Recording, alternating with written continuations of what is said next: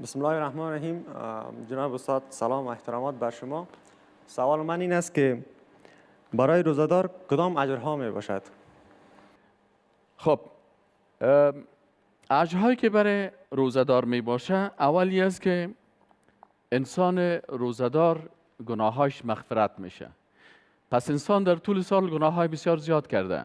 ماه مبارک رمضان یک فرصت است که گناهاش مغفرت شود و پاداش اعمال نیک شما را الله سبحانه و تعالی در یک حدیث قدسی هست، رسول اکرم صلی الله علیه و سلم میگن که کل عمل ابن آدم له الا الصیام، یعنی هر عمل فرزند آدم بر از او هست مگر روزه. الله میگه هر کارتان بر خودتان اجرش داده میشه، اما روزه را الله سبحانه و تعالی میگه فانه لی، او بر ما هست و ما اجرش برش میتم. یعنی شما تصور بکنین وقتی شما یک عمل میکنین یک مخلوق برتان پاداش میته، ولی وقتی که شما یک عمل میکنین پاداش از رو خالق متعال میته. شما مثلا، من یک مثال براتون میگم، شما یک عمل میکنین، مثلا معلمتان براتون یک تحفه میته، شاید معلمتان براتون یک قلم براتون بده، اما اگر یک وقت مدیر مکتب براتون میته شاید از او بهترتر باشه.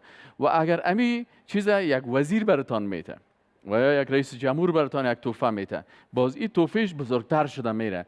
اما وقتی که شما تصور بکنین وقتی روزه میگیرین و پاداش از او خود خالق متعال براتون میته، ان شاء الله تعالی دروازه رحمت از او بسیار بیکران است و پاداش بسیار بزرگی را بر شما میته.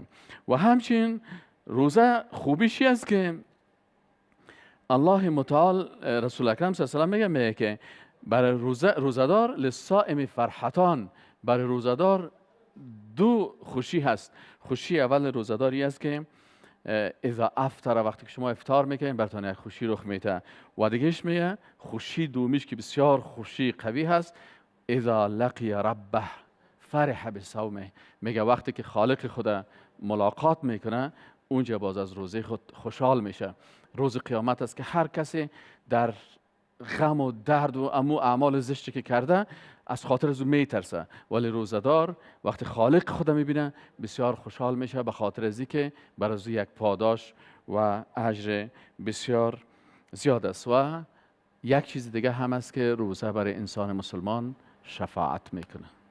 یعنی در روز قیامت وقتی شما میرین، شاید از پیشتان در زندگی اشتباهات شده باشه، ماه مبارک رمضان می در مقابل خالق متعال، ای که به کدام کیفیت می والله اعلم، لکن در مقابل خالق متعال استاد میشه و بر شما شفاعت میکنه، میگه پروردگارا یک ماه مکمل ای از خاطر ما تمام خواسته های خود ترک کرد و به خاطر رضایت تو تمام، در حالاتی که حتی تنها می بود و میتونست که این چیز بخوره نخورد، چیز بنوشه نشد. شما مثلا در اتاق میرین، در آشپزخانه هیچ کس نیست و هم تشنام هستین، گرسنام هستین، لکن امکانات هم زیاد است، لکن او وقت ایمان بسیار قوی شما که میفهمین که خالق متعال است، روزه را نمیخورین، از این خاطر ماه مبارک رمضان شفاعت میکنه و میگه که سبحان الله، ببینین که این قدر خالق خود دوست داشت و اینقدر او را مراقب خود فکر میکرد، بناهن اینقدر ایمان قوی که داره برشان